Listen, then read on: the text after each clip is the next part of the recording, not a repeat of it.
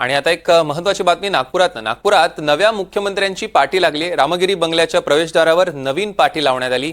देवेंद्र सरिता गंगाधर फडणवीस नावाची ही पाटी शासकीय निवासस्थानाबाहेरील पाटी आता बदलण्यात आलेली आहे। नागपूरच्या मुख्यमंत्र्यांच्या निवासस्थानाबाहेरून आढावा घेतला आमचे प्रतिनिधी संजय तिवारी यांनी।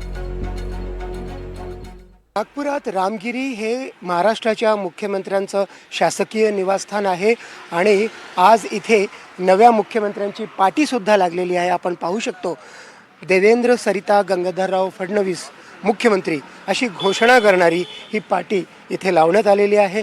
सार्वजनिक बांधकाम खात्याने ही पाटी आधीच तयार करून ठेवली होती आणि ती आज आपल्याला दिसते आहे। प्रवेशद्वारावरती दर्शनी भागात मुख्यमंत्र्यांचं नाव जिथे असतं तिथे ही पाटी लावण्यात आलेली आहे।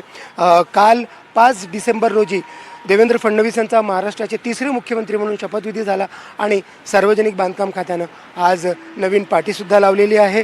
हिवाळी अधिवेशन लवकरच सुरू होणार आहे, त्याच्या तारखांची प्रतीक्षा आहे, पण त्याचीसुद्धा तयारी झालेली आहे। आतमध्ये आपण पाहू शकतो की आगंतुकांसाठी शामियाना करण्यात आलेला आहे आणि ज्या काही उर्वरित तयारी शिल्लक आहे त्यासाठी मजूरसुद्धा कामाला जाताना आपण पाहतो आहे। एकंदरीत काय तर आता हिवाळी अधिवेशनांच्या तारखांची प्रतीक्षा आहे।